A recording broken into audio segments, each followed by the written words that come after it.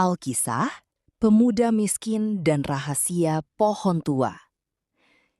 Dahulu kala, di sebuah desa terpencil yang diapit oleh pegunungan gersang, hiduplah seorang pemuda bernama Arka.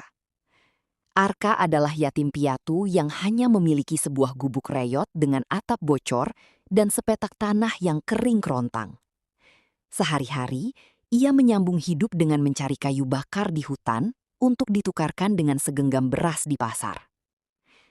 Meskipun hidupnya serba kekurangan, Arka dikenal sebagai pemuda yang memiliki hati seluas samudra. Ia seringkali memberikan jatah makan malamnya yang sedikit kepada anjing jalanan yang kelaparan atau membantu lansia di desa mengangkut air tanpa mengharap imbalan. Perjalanan ke hutan larangan. Suatu ketika, musim kemarau panjang melanda.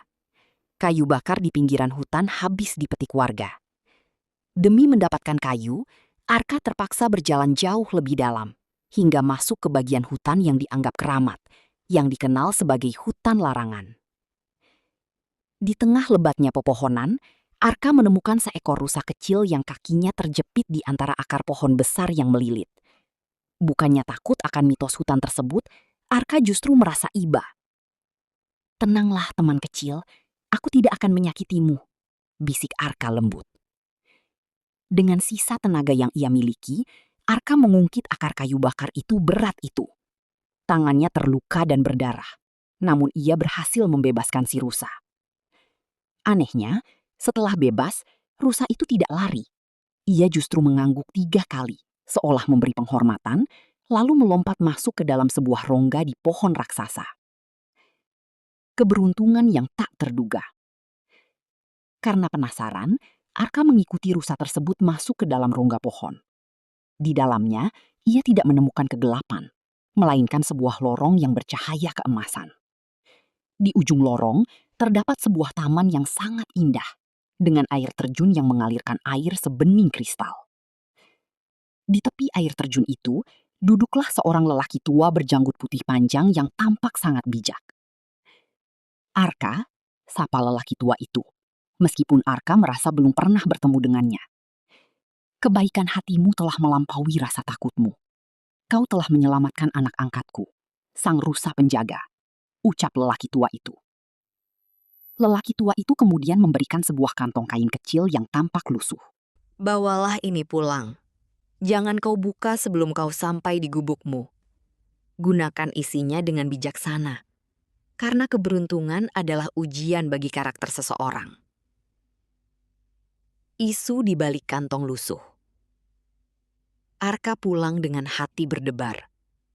Sesampainya di gubuk, ia membuka kantong tersebut. Alangkah terkejutnya Arka. Kantong itu tidak berisi emas atau permata, melainkan 3 butir benih berwarna perak. Awalnya ia sedikit kecewa, namun ia teringat pesan lelaki tua itu.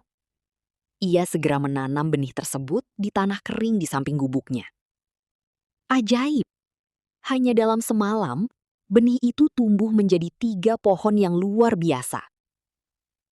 Pohon pertama menghasilkan buah yang jika dimakan bisa menyembuhkan segala penyakit.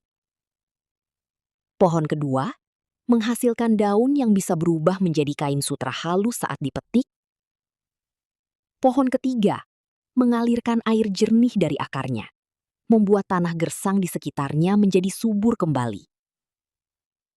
Menjadi tuan tanah yang dermawan. Kabar tentang keberuntungan Arka menyebar luas. Banyak saudagar kaya datang ingin membeli pohon-pohonnya dengan harga selangit. Namun Arka teringat pesan tentang menggunakan isinya dengan bijaksana. Arka tidak menjual pohon tersebut. Sebaliknya, ia melakukan hal-hal yang sangat bijaksana. Memberikan buah penyembuh secara gratis kepada warga desa yang sakit.